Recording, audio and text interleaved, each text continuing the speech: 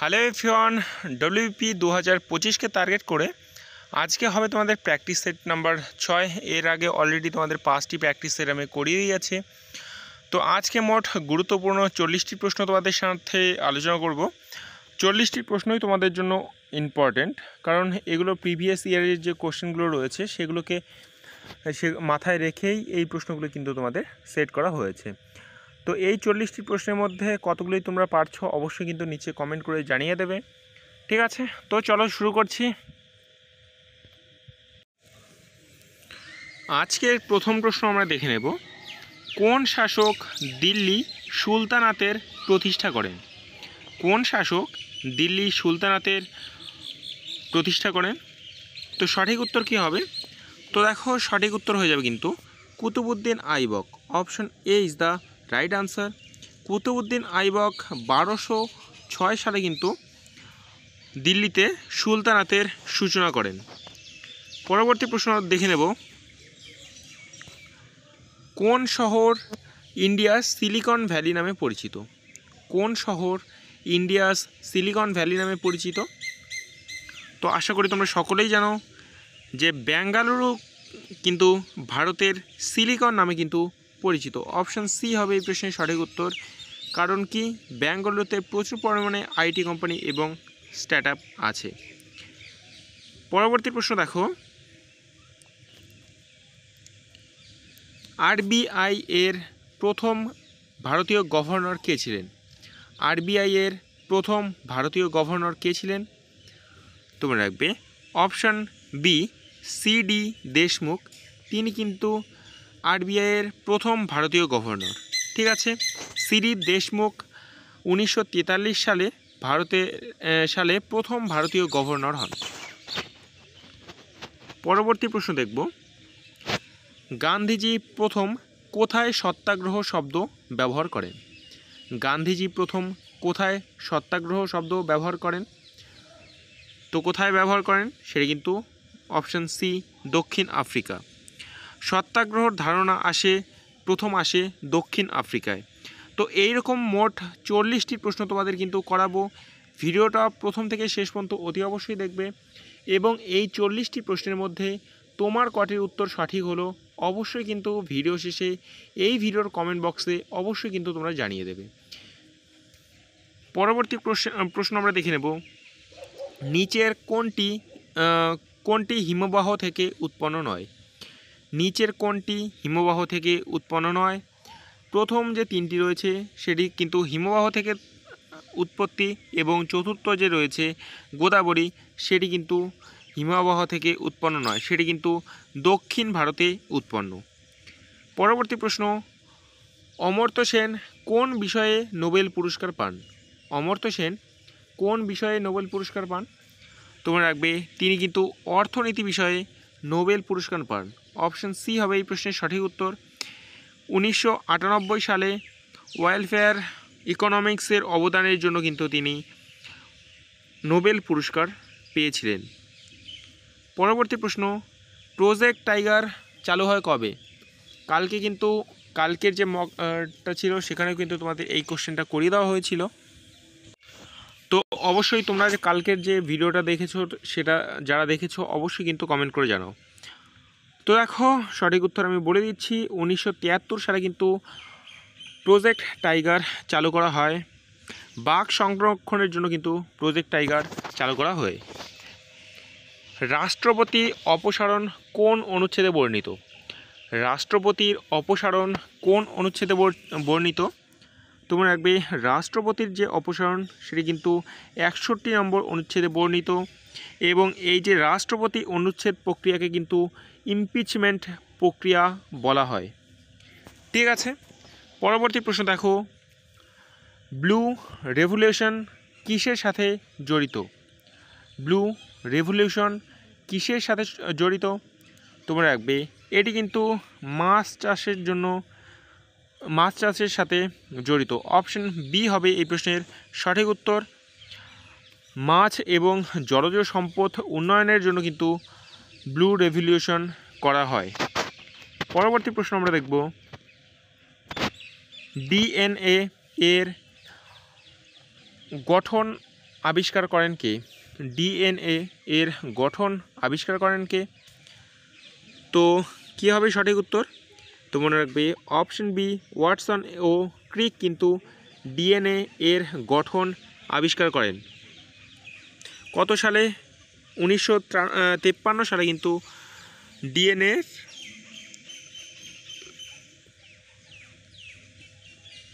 Double helix model প্রতিষ্ঠা আবিষ্কার করেন।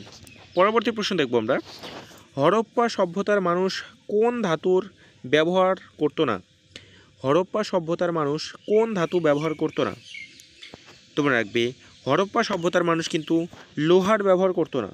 অপশন সি হবে এই প্রশ্নের সঠিক উত্তর। ইন্দাস উপত্যকার মানুষ লোহার ব্যবহার করতো না। আর্টিকেল 370 কিসের সাথে সম্পর্কিত? আর্টিকেল 370 কিসের সাথে সম্পর্কিত?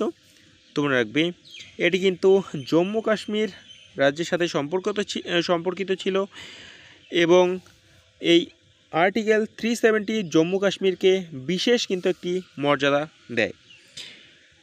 পরবর্তী প্রশ্ন আমরা দেখব, WTO অর্থাৎ ওয়ার্ল্ড ট্রেড অর্গানাইজেশন এর সদর দপ্তর কোথায়? ওয়ার্ল্ড ট্রেড এর সদর দপ্তর হচ্ছে কিন্তু জেনেভায়। অপশন বি হবে এই প্রশ্নের সঠিক উত্তর। পরবর্তী প্রশ্ন দেখো, কোন বছর জিএসটি অর্থাৎ গুডস অ্যান্ড সার্ভিস ট্যাক্স চালু হয় ভারতে? তো কবে শুরু হয়? তো মনে রাখবে 2017 সালে কিন্তু এটি শুরু হয়। 1 জুলাই 2017 সালে জিএসটি চালু হয়। ইসরো এর প্রতিষ্ঠাতা কে? ইসরো এর প্রতিষ্ঠাতা কে? তোমরা রাখবে ইসরো এর প্রতিষ্ঠাতা হচ্ছে কিন্তু বিক্রম সারাভাই। অপশন সি হবে এই প্রশ্নের সঠিক উত্তর। বিক্রম সারাভাইকে ইসরো এর জনকও বলা হয় কিন্তু। পরবর্তী প্রশ্ন আমরা দেখব, মানবদেহে সর্ববৃহৎ গ্রন্থি কোনটি? মানবদেহে সর্ববৃহৎ গ্রন্থি হচ্ছে কিন্তু যকৃৎ। অপশন বি হবে এই প্রশ্নের সঠিক উত্তর। এবং যকৃৎ বিভিন্ন গুরুত্বপূর্ণ ফাংশন পরিচালনা কিন্তু করে।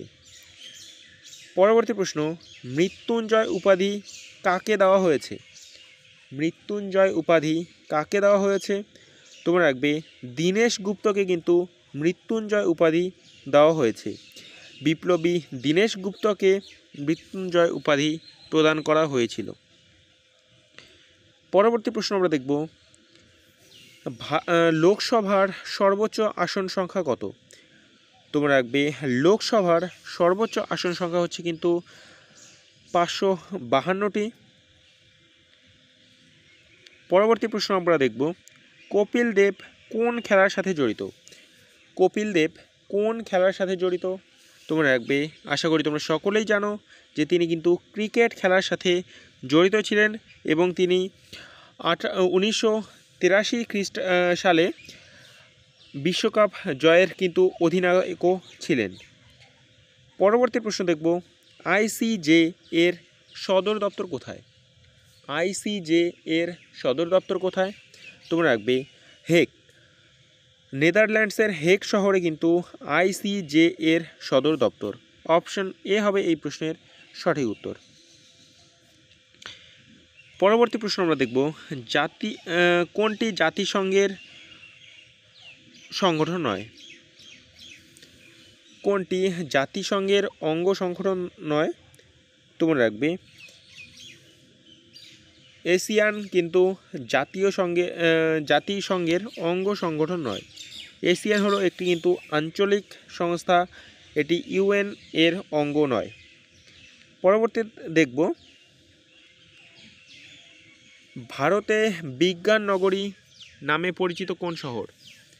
ভারতের বিজ্ঞান নগরী নামে পরিচিত কোন শহর? তোমরা রাখবে অপশন সি বেঙ্গালুরু হচ্ছে ভারতের বিজ্ঞান নগরী নামে পরিচিত। পরবর্তী প্রশ্ন, কোন খনিজ পদার্থে ইউরেনিয়াম পাওয়া যায়? কোন খনিজ পদার্থে ইউরেনিয়াম পাওয়া যায়? তোমরা রাখবে পিচ ব্লেন্ড এ কিন্তু ইউরেনিয়াম পাওয়া যায়, অর্থাৎ অপশন সি হবে এই প্রশ্নের সঠিক উত্তর। পিচ ব্লেন্ড এর হলো প্রধান ইউরেনিয়ামের উৎস। পরবর্তী প্রশ্ন দেখো, মৌলিক অধিকার কয়টি আছে? মৌলিক অধিকার কয়টি আছে তোমরা রাখবে? বর্তমানে কিন্তু মৌলিক অধিকার রয়েছে 6টি। 44তম সংশোধনের পর কিন্তু এই মৌলিক অধিকারের সংখ্যা 6 হয়েছে। পরবর্তী প্রশ্ন আমরা দেখব, সূর্য থেকে বেশি কোন সূর্যের সবচেয়ে কোন গ্যাস দিয়ে গঠিত? সূর্য সবচেয়ে বেশি কোন গ্যাস দিয়ে গঠিত? তোমরা রাখবে সূর্য সবচেয়ে বেশি কিন্তু হাইড্রোজেন গ্যাস দিয়ে গঠিত। সূর্যের প্রায় 70%ই রয়েছে কিন্তু হাইড্রোজেন।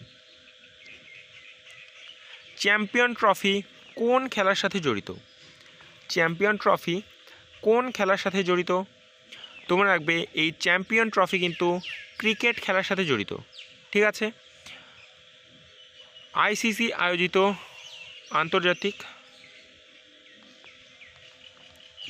পরবর্তী প্রশ্ন, অগ্নিপথ যোজনা কার সঙ্গে সম্পর্কিত? অগ্নিপথ যোজনা কার সাথে সম্পর্কিত? তোমরা রাখবে এই অগ্নিপথ যে যোজনা রয়েছে সেটি কিন্তু প্রতিরক্ষার সাথে সম্পর্কিত। ঠিক আছে, এটি কিন্তু অস্থায়ী সৈনিক নিয়োগের পরিকল্পনা, অর্থাৎ 4 বছরের জন্য যেটি নেওয়া হয়, অগ্নিবীর বলো। পরবর্তী প্রশ্ন, মেক ইন ইন্ডিয়া কবে শুরু হয়? তো মেক ইন ইন্ডিয়া কবে শুরু হয়? তোমরা রাখবে 2014 সালে কিন্তু মেক ইন ইন্ডিয়া শুরু হয়। 2014 সালের 25শে সেপ্টেম্বর এর উদ্বোধন কিন্তু করা হয়। আইপিএলের সর্বাধিক রানকারী ব্যাটসম্যানকে 2025 অনুযায়ী? আইপিএলের সর্বাধিক রানকারী ব্যাটসম্যানকে তোমরা রাখবে বিরাট কোহলি হচ্ছেন কিন্তু আইপিএলে সর্বাধিক রানকারী ব্যাটসম্যান। 2025 হিসাবে তার রান সংখ্যা কত? তোমরা রাখবে তার রান সংখ্যা হচ্ছে কিন্তু 8,661 রান কিন্তু তিনি মোট করেন। ঠিক আছে, পরবর্তী প্রশ্ন দেখব আমরা, লাল কেল্লা কোথায় অবস্থিত? তো আশা করি তোমরা সকলেই জানো, সেটি কিন্তু দিল্লিতে অবস্থিত। মুঘল স্থাপত্যের বিখ্যাত নিদর্শন কিন্তু দিল্লিতে অবস্থিত। পরবর্তী প্রশ্ন, কুচিপুড়ি কোন রাজ্যের শাস্ত্রীয় নৃত্য? কুচিপুড়ি কোন রাজ্যের শাস্ত্রীয় নৃত্য? তোমরা রাখবে এই কুচিপুড়ি যে রয়েছে সেটি কিন্তু অন্ধ্রপ্রদেশের একটি শাস্ত্রীয় নৃত্য। অপারেশন ফ্লাড কিসের সঙ্গে জড়িত? অপারেশন ফ্লাড কিসের সঙ্গে জড়িত? তোমরা রাখবে এই অপারেশন ফ্লাড যে রয়েছে সেটি কিন্তু দুগ্ধ উৎপাদনের সাথে জড়িত। নাবার্ড কোন খাতে ব্যয় করে? নাবার্ড কোন খাতে ব্যয় করে? তোমরা রাখবে গ্রামীণ এবং কৃষি উন্নয়নের খাতে কিন্তু নাবার্ড ব্যয় করে থাকে, কাজ করে থাকে। পরবর্তী প্রশ্ন, তোমরা এখানে নাবার্ডের ফুল ফর্মটা দেখতে পারো, national bank for agriculture and rural development. এটা হচ্ছে কিন্তু নাবার্ডের ফুল ফর্ম, তোমরা নোট ডাউন করে নিতে পারো। পরবর্তী প্রশ্ন দেখব, রাইট টু এডুকেশন মৌলিক অধিকার হিসাবে যুক্ত হয় কোন বছরে? রাইট টু এডুকেশন মৌলিক অধিকার হিসাবে যুক্ত হয় কোন বছরে? তোমরা রাখবে 86তম সংবিধান সংশোধনীর দ্বারা আর্টিকেল 21 যোগ হয় এবং 2002 সালে কিন্তু এই রাইট টু এডুকেশন মৌলিক অধিকার হিসাবে কিন্তু যুক্ত হয়। পরবর্তী প্রশ্ন দেখব, ভারতের প্রথম মহিলা গভর্নর কে ছিলেন? ভারতের প্রথম মহিলা গভর্নর কে ছিলেন? তোমরা রাখবে ভারতের প্রথম মহিলা গভর্নর ছিলেন কিন্তু সরোজিনী নাইডু। তিনি কোন রাজ্যের প্রথম মহিলা গভর্নর হন? তিনি কিন্তু 1947 থেকে 1949 সাল পর্যন্ত উত্তরপ্রদেশের গভর্নর হিসেবে কিন্তু নিযুক্ত ছিলেন।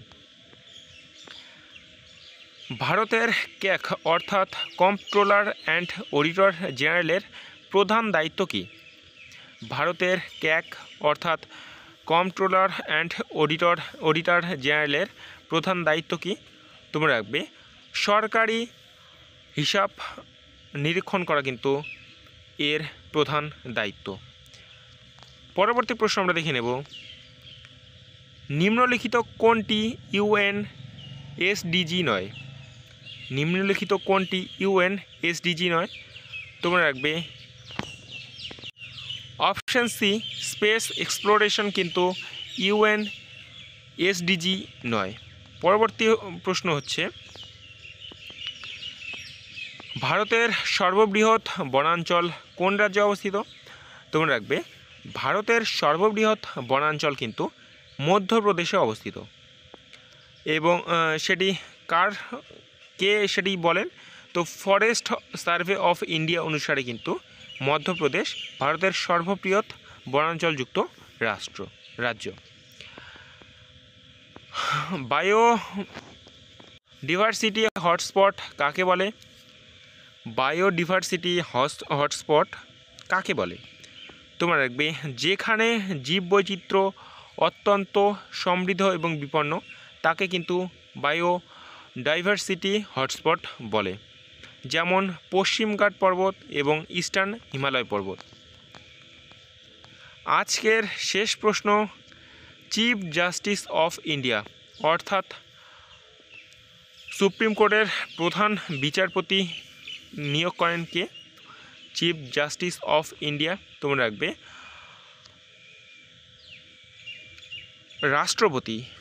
রাষ্ট্রপতি কিন্তু চিফ জাস্টিস অফ ইন্ডিয়াকে নিয়োগ করেন। সংবিধান অনুসারে রাষ্ট্রপতি প্রধান বিচারপতিকে নিযুক্ত করে থাকেন। তো ফ্রেন্ডস, এই হলো আজকের মোট গুরুত্বপূর্ণ 40টি প্রশ্ন। এই 40টি প্রশ্নের মধ্যে তোমার কটি হয়েছে 5, 10, 15, 20 যেটি রয়েছে অবশ্যই কিন্তু এই ভিডিওর যে কমেন্ট বক্স রয়েছে এখানে কিন্তু জানিয়ে দাও। এবং তোমরা যারা চ্যানেলে নতুন অতি অবশ্যই চ্যানেলটিকে সাবস্ক্রাইব, লাইক, এবং যারা তোমাদের সাথে WP KP এক্সামের প্রিপারেশন নিচ্ছে তাদের সাথে কিন্তু অবশ্যই এই ভিডিওটি শেয়ার করে দাও। দেখা হচ্ছে পরের ভিডিওতে। জয় হিন্দ, জয় ভারত।